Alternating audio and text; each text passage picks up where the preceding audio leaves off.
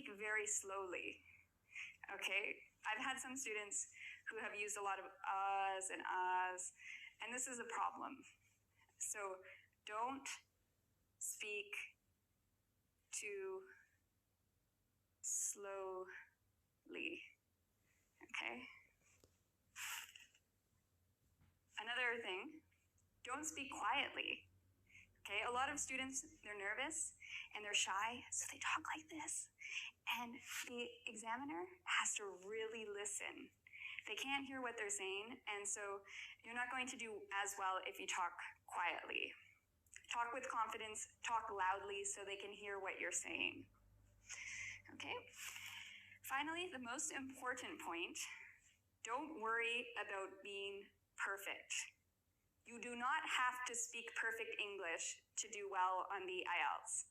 Even if you're aiming for a mark of 9 on the IELTS, a band with a 9, if you're looking for the mark of 9, you do not need perfect English, okay?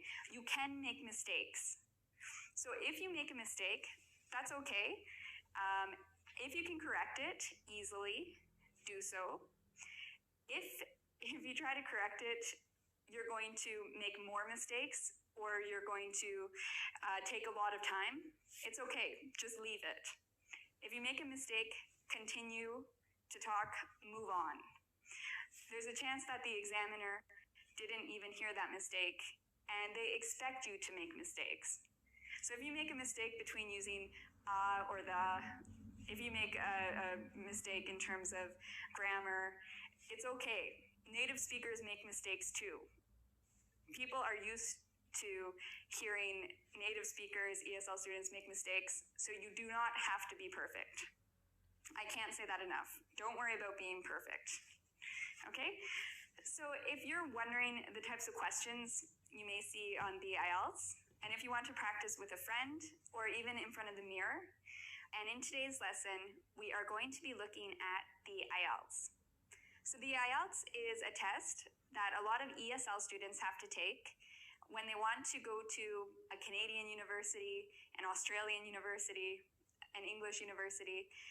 So when they want to study overseas, or oftentimes when they want to immigrate to one of these countries.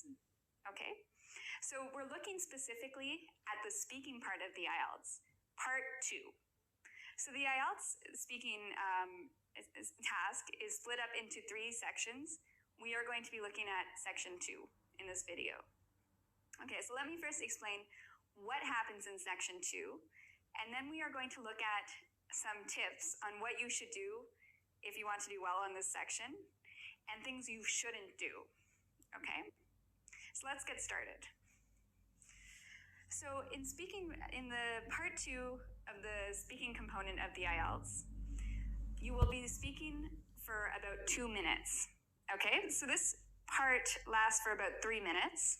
So you have 3 minutes. The first minute, you will be handed a question card. Okay, so here is an example of a question card. So it will tell you oftentimes to describe something, describe a museum that you have visited.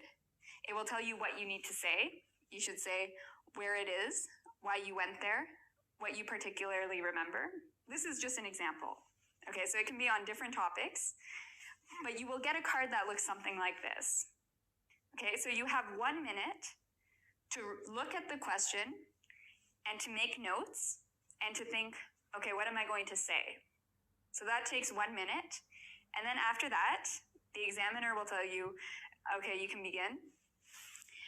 You must talk for 1 to 2 minutes.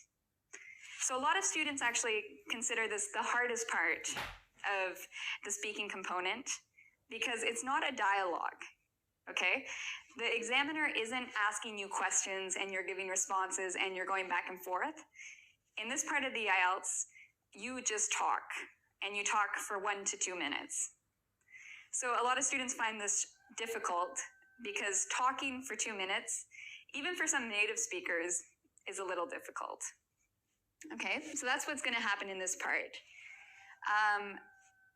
Okay, so what are some of the topics you might be asked about in this part of the IELTS? Well, topics often covered include, you might be asked about a precious item. So you might have to describe a precious item that you own. You might have to say something about where you bought it from, or how did you get it? What does it look like? Why is it so precious? You might be asked about a special day, a sporting event that you went to, or a concert, a special trip or journey or vacation, people who have influenced you. For example, they might ask you to describe your favorite teacher. What was she like? Why was she so great? You might be asked about a book, music, television program, a movie you saw, or even items of clothing. Okay, so sometimes you're asked about historical buildings.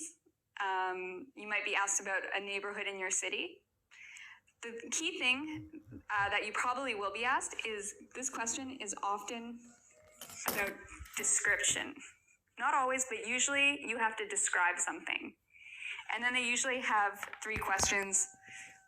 They can be who, what, when, where, why. Okay?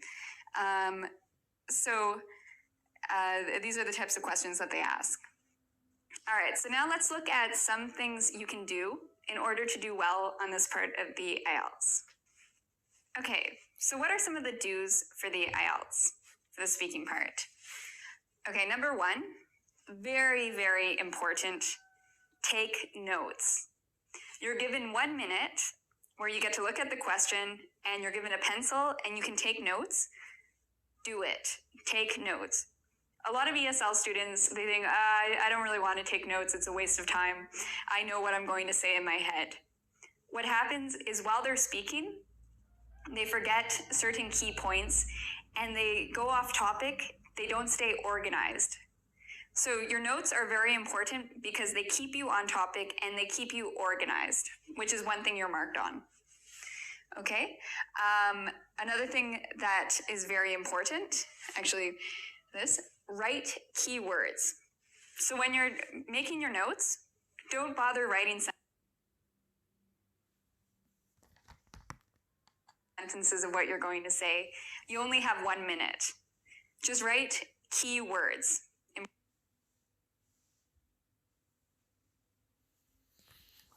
Pit. A museum that you have visited, and it said, where was the museum? I think it said, what do you remember most about the museum, and why were you at the museum?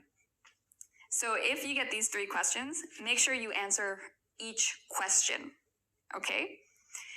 And what's a good way to know you've answered each question? As you talk, point. So for example, this is point to point as you talk. Put your finger on the point you're talking about. So if this says, why did you go to the museum? Point at this while you talk about that point, and then move your finger to the next point as you talk about it. This will help you to remember what you've said and to keep you on track. Okay?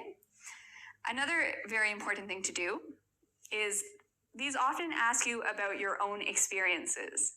Describe your favorite teacher, for example. Okay? So it's good if you can remember one of your teachers or whatever the question asks. It's good if you use your own experience, but maybe you've never been to a concert. Maybe you've never been to a sporting event, and that's what the question asks. If this is the case, lie. Okay? Make it up. If your friend told you a story once about when they went to a concert, steal your friend's story. Okay? It's okay to lie and to steal other people's stories on the IELTS. The main thing is that you practice, or not practice, that you speak English. So whether you tell your own story about a museum you visited, or if you've never visited a museum, pretend you went to the Louvre in France. Talk about how you saw the Mona Lisa and how it was a beautiful painting. You can make stuff up, it's okay. Okay, the next point of do's is expand your answers, okay? So if it says, where was the museum located? Instead of just saying for that point, The museum is in Toronto. Okay, that's too short. Expand on this point. The museum is located in the downtown core of Toronto. It's close to the university.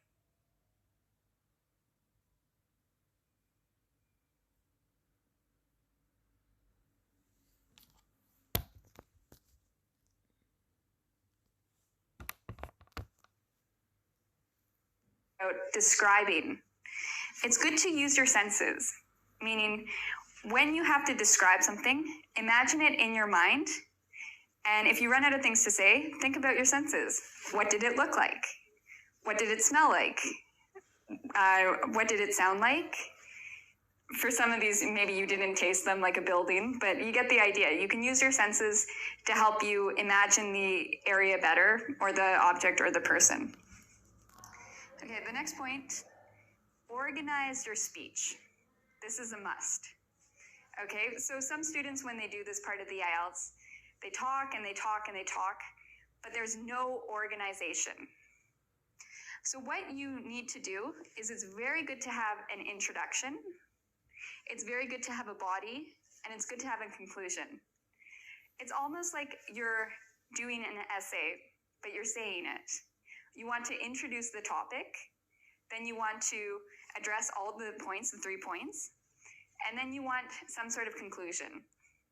You can say, so this is why this was a very memorable experience. To sum up, my trip to Holland was a fantastic experience I'll never forget. Okay, so you want a conclusion as well. Okay, like I said earlier, it's good to imagine in your head the object, person, or place. This is a very good thing to do. It will help you to be less nervous as well. Okay. Use introductory phrases. So when you introduce your topic, first thing you should say, I want to talk about blank. I'd like to talk about blank. I'm going to talk about blank. You can use any of these, but it's good. This can be your introduction. I'm going to talk about my trip to Spain. I'm going to talk about my teacher, Mrs. Fitzgerald. I'm going to talk about the most precious object in my life, which is my pocket watch. Okay, so you can say whatever you'd like, but use an introductory phrase. This is a very important point. Use transitions. So what do I mean by that? Well, transitions help to organize what you're going to say. First of all, secondly, thirdly, finally. These are all examples of transitions. And if you're, in this case, you may be talking about what happened somewhere. You might be describing an event. First, we went to the soccer stadium. Then we watched the game. After that, we went for ice cream. So you can use these types of transitions. First, then, next, after that, finally. These will help you in your cohesion marks. So in your fluency and cohesion mark. Finally, very important, speak loudly. Okay? You don't want to mumble. You don't want to be shy. You want to be confident. So be confident, make eye contact when you talk, speak loudly. These are all important tips. Another thing, practice. Okay? Practice talking for 2 minutes. You might have to build up to this. For some people, talking for long periods of time is very difficult. So maybe speaking English for 1 minute is really difficult for you. Start with 30 seconds. Then move that to 1 minute, then 1.5 minutes, then 2 minutes. But you must practice speaking for 2 minutes. One thing that a lot of people do is they think, oh, okay, I need to speak for 1 to 2 minutes in this part of the IELTS. That's true, but the closer you get to 2 minutes, the better. So if you're at 1 minute, that's a little bit of a short answer. Ideally, you want to be able to talk for 2 minutes, okay? And also, don't rush with what you're going to say. Speak nice and at a good rate. So not too fast, not too slow. Okay, one other thing I wanted to say about do, it's not on this list, but oftentimes you will be using the past tense. Okay, so for this part of the IELTS, the past tense is very important. Get used to talking about past experiences using the past tense. Okay, so now let's look at don'ts. Okay, so now I have a list of things you should not do. Okay, so these are the don'ts. So don't do this.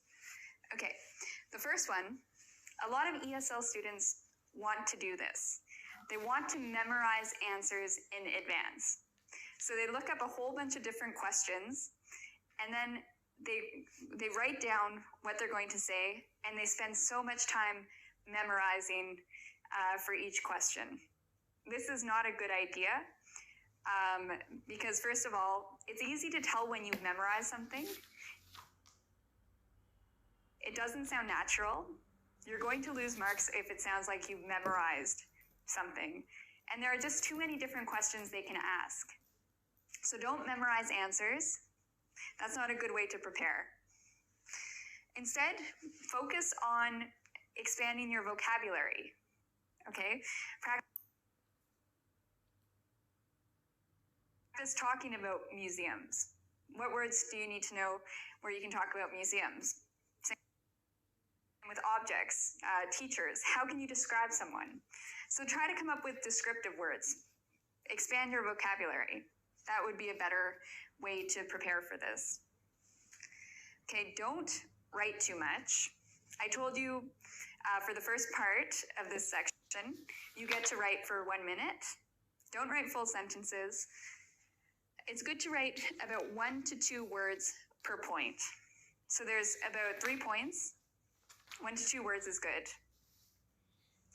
Don't panic. Okay, a lot of students, as soon as they get to this part of the exam, they get really nervous and they panic, and their English just goes down. So don't panic. Use stress management techniques. Breathe. That's a good thing to do when you're nervous, okay? Imagine you're in a nice green forest or on a nice beach. You can do these things. It will help you not to panic. It's also good before the IELTS, I find, before the speaking part, if you can go on a walk. Walking actually calms your heart. It calms you down. It's a good thing to do. Don't focus too much on one point. So there are 3 things you have to address at least. Don't spend your whole time talking about the first thing. So for example, if you have to describe your favorite teacher, and the first question is, when did you have her as a teacher? Don't spend your whole time covering this point. Okay, make sure you cover each point they ask you to. Don't use boring words. Okay, remember, you're getting marked on vocabulary. You want to use interesting vocabulary. So for example, good, that's a boring word. Bad, again, a boring word. Use something interesting. Like,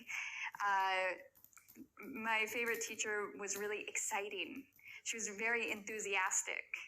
That's so much better than just saying, my favorite teacher was good. Okay, or the museum I went to was bad. No, use something better. Don't give short answers, meaning you have to talk for at least a minute. Make sure you do this. It's better to even talk for close to 2 minutes. Make sure your answers aren't too short. So for example, I once went to the ROM. It was a good experience. The end. Too short. You need to expand your answer. Don't go off topic. So what do I mean by this? Well, if you have to describe the most precious item you have, don't start talking about education or technology. Unless it's relevant to what you're talking about, don't go off topic. Just talk about what they want you to talk about. Okay? This is actually a very important point. A lot of students tell me they really worry about their accents.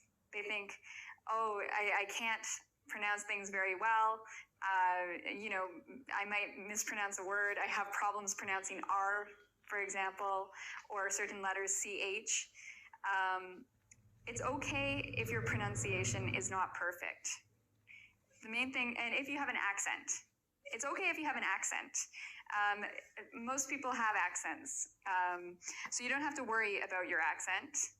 It's also, well, actually, everybody has an accent. I have a Canadian accent, for example. Now, does my Canadian accent mean my American friends cannot understand me? No. So it's okay if you have an accent. The main thing is that people understand what you're saying. So don't worry about your accent. Worry more about enunciating things, about saying things clearly. That's what you want to do. And again, grammar is one thing you're marked on.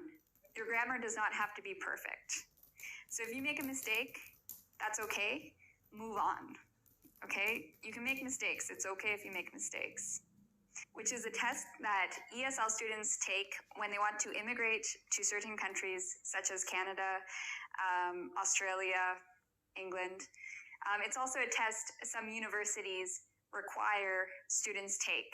So if you want to study at an overseas university, you may have to take this test. So we will be looking at specifically the speaking section of this test, part 3. So the speaking task has 3 different parts to it, parts 1, parts 2, parts 3. We will be looking at part 3. Okay, so first I will explain what happens in part 3 of the IELTS speaking test, and then I will look at some tips on how to do well, and also things you should not do. So let's get started. So first of all, it's important to know how long this part of the test will take. It takes between 4 to 5 minutes. Okay, and it's different than part 2. In part 2, the student is expected to speak for about 2 minutes, and there's no interruption. In this part of the IELTS, it's more like an interview. The examiner asks you some sort of question, you respond, they ask you another question, or they might ask you to go deeper into the first question. Okay? What types of questions are there? Well, sometimes they'll ask you to predict something, to analyze something, to compare. They might ask you to give your opinion. Oftentimes, you're looking at the future as well. So, for example, what sports do you think will be played in the future? Okay, so often future questions. So part 3 is based on a theme.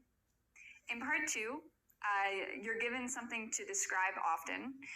It might be a historical building. It might be a teacher you really liked. It might be an object precious to you. Part 3 continues from part 2. So whatever you talked about in part 2, you're going to talk about in part 3, but at a more abstract level. So what do I mean by this? Well, if in part 2 you talked about your favorite teacher, in part 3 you might be talking about education. You might talk about how it is different today than it used to be.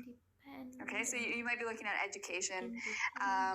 Some of the topics you may look at in part 3, technology is very common, education, environment, TV influence, leisure activities, shopping, sports, transportation. So these are all very common topics. And so you'll be asked between 4 to 6 questions on these types of topics. So an example, you may be asked, how are education priorities different from those in the past? Okay, so again, you have to state your opinion for this question. All right, so let's look at some of the do's and don'ts for this part of the IELTS. Okay, so let's look at some of the things you should do. Okay, so is there a smiley face? This is a good idea. The first one is listen for keywords in the question. Okay, sometimes you may not understand what the question is. Try to listen for the key words of the question. Do you hear the word education? School? Listen, and this will help you to understand the question better. If you still don't understand the question, ask. Okay? This is very important. It's okay to ask the examiner to repeat the question. If you don't understand, you can also ask for clarification. It's better to ask if you don't understand than to answer something completely different and wrong, okay? So it's always better to ask. When you do answer the question, make sure, again, you don't give these short yes, no answers. Expand. Give detail, okay? Give examples. Give reasons. It's very important to support your points. For example, maybe they ask you if girls and boys should go to separate schools. Okay, if you're asked that, you might say, I think girls and boys should go to separate schools for 3 reasons. First of all, girls learn better when they're separated from boys. In my own experience, when I was a student, I was always distracted by boys. So you see what I mean? Give details, give examples. Stick to the topic. This is very important. If you're asked about education, talk about education. Don't talk about your pets. Don't talk about your hair. Stick to education. I think this is actually the most important point out of all of them. Think you will do well. What do I mean by that? I think that IELTS isn't only testing you on your English, it's also testing you psychologically, okay? You need to think positively. You need to think you will do well. If you think you will do well, you will definitely do better. Okay, another point, it's important to build vocabulary before you do the IELTS. So you're being marked on 4 things.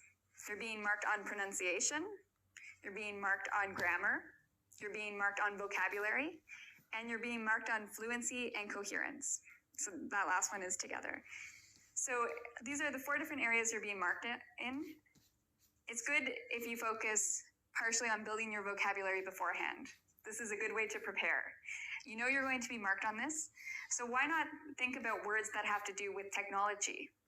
Practice these words in conversation. For example, technophobe, cutting edge, state of the art. All of these words will help you increase your vocabulary score if you're asked about technology. Find words that have to do with education, with leisure activities, transportation. So this is a very important thing to do as well. Okay, another thing you should do, relate the question you're asked to your own life. So if they ask you about technology, bring examples of technology you use. Use examples of technologies you use, I mean. Use your own experiences. And if you don't have a lot of experiences in terms of what they're asking, if they're talking about sports, you hate sports, you don't have anything to say about sports, again, you can make it up. Use your friends' experiences. Use what you know from the news. It's good to use real-life examples. Okay, this is another important point. It's good to divide up your answer. Okay, so when they ask you a question, instead of just getting right into it, you can say, there are 3 ways that such and such works. There are 3 problems with transportation in Toronto. There are several points I'd like to talk about. Okay, so it's good to divide up what you're going to say by giving a number for your answer. Another good thing to do is this part of the IELTS often requires you to use modals. So what are modals again? Can, could, may, might, should. These are modals. You're going to be using them in this part of the IELTS. So brush up on that. Okay, practice using them. For example, maybe they're asking you, who makes the best teachers? You could say, parents may make the best teachers. Okay, so use modals. Also learn opinion expressions. So don't just keep saying, I think. Use something else. If you ask me, in my opinion, it seems to me that, it appears to me that. These are all good expressions to use. I think is a little bit boring. Okay? So now let's look at some of the don'ts, things you should not do for this part of the IELTS. Okay, So what shouldn't you do in this section of the IELTS? Okay, so I have don'ts and an angry face. This is what you should not do. So first of all, don't memorize answers. This is not the way to do well on the IELTS, okay? If you memorize answers, and if the examiner notices that you're sort of speaking funny and thinks you've memorized an answer, they're going to change the subject. So it's good not to memorize answers because you'll probably have a lot more difficulty if you do. It's better, again, to spend your time learning vocabulary, practicing speaking with your friends, practicing answering these types of questions, giving your opinion, but don't memorize answers. Don't worry if you make mistakes, okay? If you make a mistake, if you can correct it and it won't take a lot of time, just quickly correct it. If it's one of those mistakes that if you try to correct it, it's going to cause a lot of problems, confusion, just leave it. It's okay if you make mistakes, just keep going, okay? Don't go off topic. So if you're talking about education, don't start talking about sports. Stick to what they're asking you. Don't change the question either. If they ask you a question, answer that question. Don't use too many ums and ahs, okay? Some ums and ahs are okay, but if every question you're saying, I think, really, it's not gonna get you a good mark. So if you're one of those people who use ums and ahs a lot, try to focus before the IELTS on using them less. What you can always do is tape record yourself speaking. This is something I really recommend for the IELTS. Tape record yourself. Listen to your strengths. What are you good at? And what are your weaknesses? Be honest. Everyone has weaknesses. So listen and try to practice beforehand to fix those weaknesses. Okay? Don't use I think too much. I think gets very boring. This is another thing ESL students often love to do. They want to get more time and have more time to think of an answer. So they use these types of sentences in order to give themselves more time. They might say, oh, that's a good question. It's okay to say that, but don't say it for every question, okay? If you need to buy that much time, don't just keep saying, oh, that's a good question. Yeah, that's an interesting question. That's a good question. It's not going to help your mark. If you use that, use it once. Okay, don't worry if you have an accent. We all have accents. It's okay if you have an accent.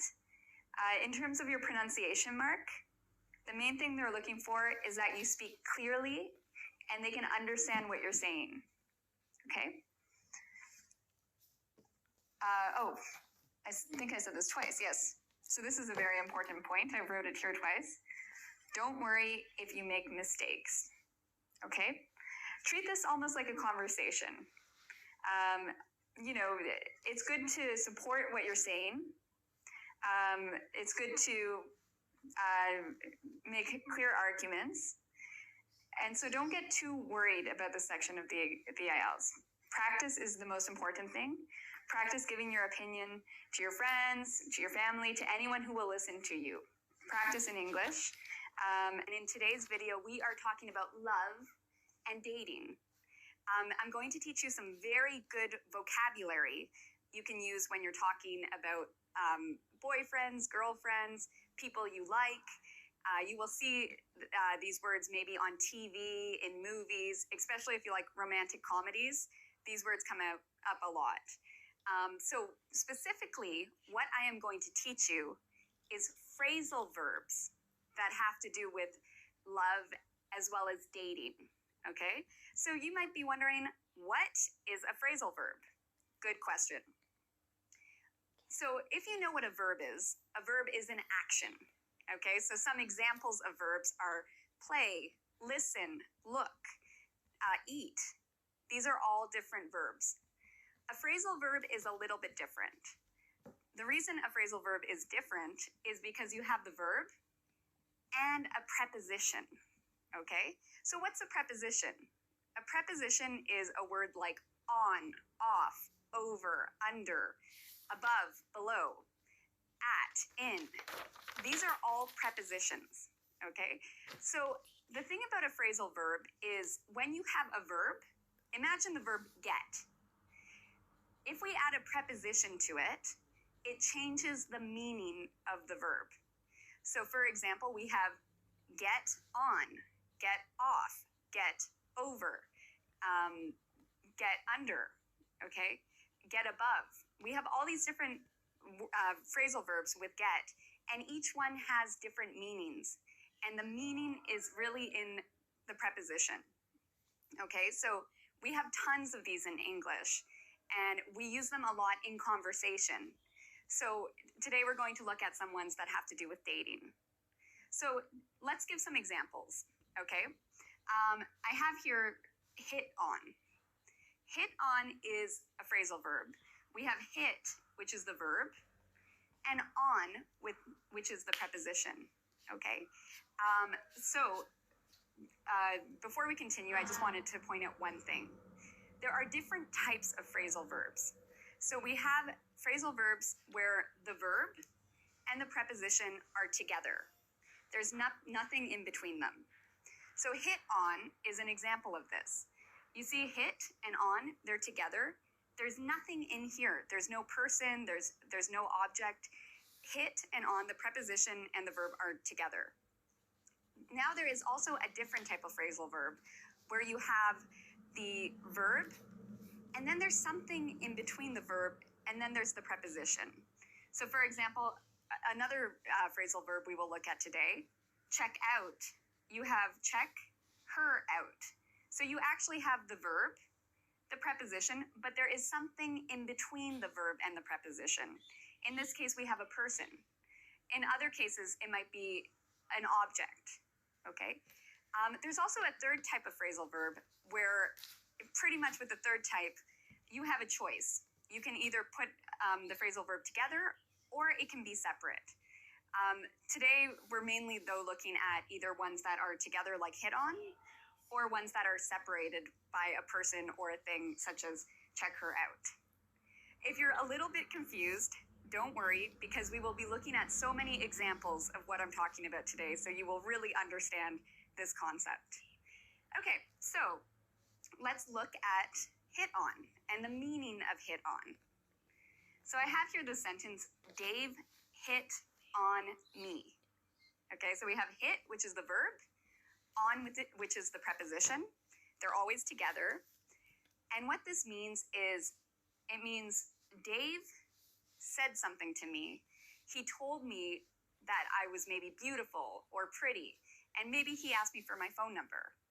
When you hit on somebody, it means that you're showing somebody that you're interested in them.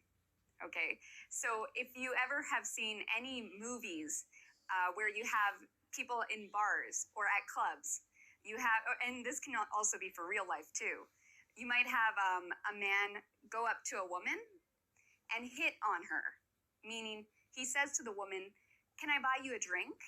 Or, can I talk to you? I think you're very beautiful. So this is hit on. It means you're telling somebody or you're showing somebody that you are interested in them. Okay?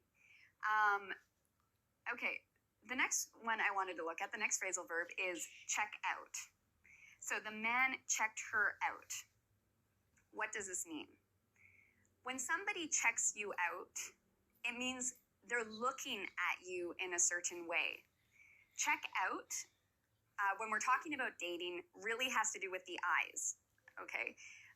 So when you check someone out, it means you use your eyes to look at them up and down. And while you're looking at them, you're thinking, wow, this person's very handsome. Or wow, this person's very beautiful. This girl's so sexy. Okay, so you're really, really thinking about how attractive they are. So you're not talking, you're just looking at somebody and thinking about how attractive they are. So when someone looks at a person showing interest, So I have here a picture of this. I have a woman here and a man here. And this woman, with her eyes, she's looking at the guy and she's thinking, wow, he's cute. So she's checking him out. Sometimes you have friends. Maybe there's a group of women who are looking at a guy and they're looking him up and down and they're thinking, wow, what a handsome guy. They're checking that man out. Or the same can be the opposite. Maybe there's a bunch of guys, maybe construction workers. That's a common stereotype. And a girl's walking by in a nice, pretty dress, and all the guys are looking at her. Those guys are checking her out. Okay? So these are two common phrasal verbs we use with dating. Now let's look at some more. Okay, so the next phrasal verb we're going to look at is probably the most important on this list. And the reason it's so important is because we use it all the time.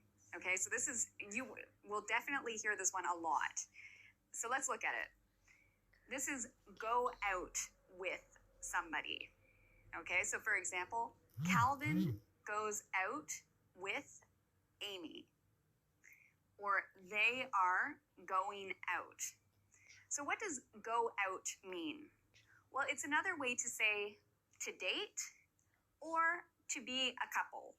Okay, so for example, we have here Calvin and we have here Amy, and every Friday night maybe they like to go to the movies together and they go to a restaurant together and they really like each other. That's why I drew the hearts. So they are going out. It means they are going on a date. Maybe they're boyfriend and girlfriend, maybe not. Maybe Calvin has 5 girlfriends and he's going out with five women at the same time. It's in different cultures you get different things happening with dating. But going out means you're pretty much with somebody and you really like them. Okay, so Calvin is going out with Amy. They're a couple. They're together. Okay, so I want you to pay attention to this. Go out is also together. They're one of those phrasal verbs where go and out are together. There's nothing between them. We don't need the with. We can actually end just with they're going out. So if you're talking about 2 names, Kim goes out with Kanye, for example. In that case, you'd use the with. But if you're just talking about 2 people and, like they're at the beginning of the sentence, you can also say Kim and Kanye are going out. Okay. So very, very important. It comes up a lot in English culture. If you're ever interested, maybe you meet 2 people and you want to know if they're boyfriend and girlfriend, you can say, hey, are those 2 people going out? Okay, so that's how we can use it. Let's look at another example. Stand or stood me up. So stand is the present tense of stood. Stood is the past tense. They have the same meaning. In this example, I'm using the past tense. So my example is my date. So the person I'm going out with, my date stood me up. What does this mean? Well, it means when you have plans to meet somebody, imagine I'm supposed to go to the movies and I'm supposed to go with my boyfriend. And imagine if at the very last minute, he doesn't come. So I'm waiting there, I'm looking at my watch. Where's my boyfriend? Why hasn't he come yet? And he doesn't call. He doesn't tell me where he is. So I wait and wait and wait, and he never comes. That's a very sad story. Luckily, that's never happened, but it means to stand someone up, okay? So anytime you see somebody waiting and waiting and their date doesn't come, they were stood up. Okay, so one thing to notice with the grammar of this, stood and up, is there something between stood and up? You'll notice in this case the word me, but it's a person. So you can stand a person up. So Cindy stood John up.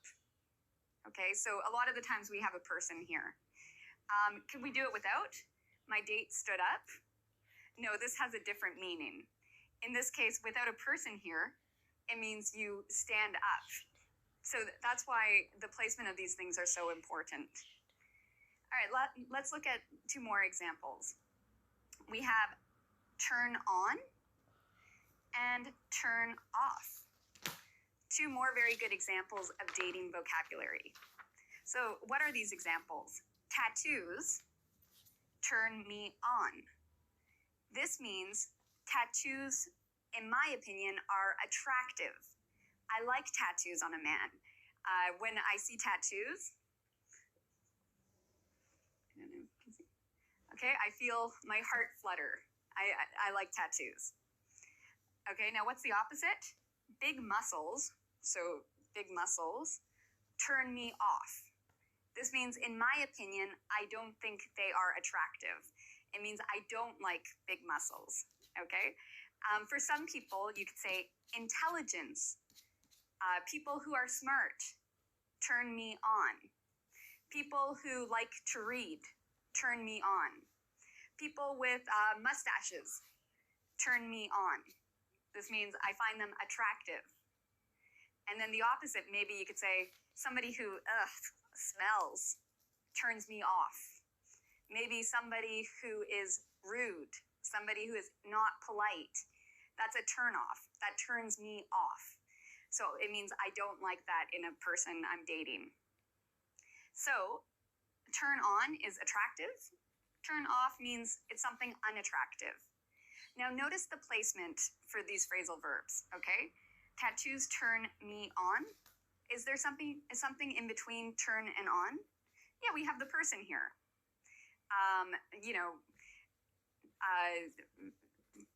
Hollywood actors turn me on, okay? It means I find them attractive. You could also put somebody else's name here, for example. I know with my sister, British guys, she loves British accents. British accents turn my sister on, okay? Maybe beards, long beards, turn my sister off. So you can put a person between turn and on or turn and off. We also have the noun form of this. We can say, wow, beards are a turn on. In this case, it's a noun.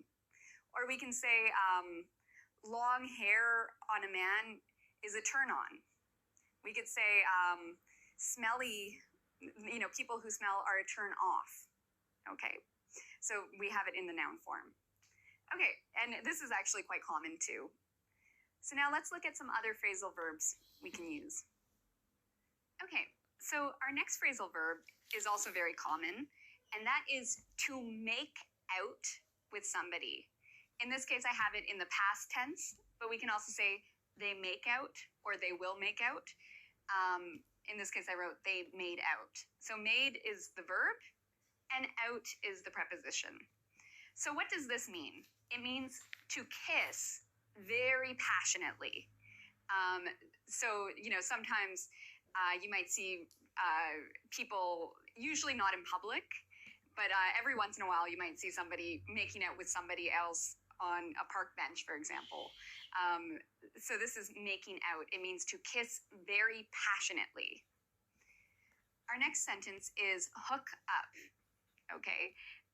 Hook up, hook in this case is the verb, and up is the preposition. When you say hook up, it usually means sex. They had sex. They hooked up. So this is a very important one to know in case you accidentally make some kind of mistake. You can say, did you hear about, John and Karen? They hooked up, okay, meaning they had sex. Okay, the next one is cheat on. He cheats on his girlfriend. She cheats on her boyfriend. Now this one is a really sad one. When you cheat on somebody, it means you lie to them and you go to somebody else. Maybe you go to them sexually or maybe emotionally, but it's where, imagine this is the husband, this is the wife.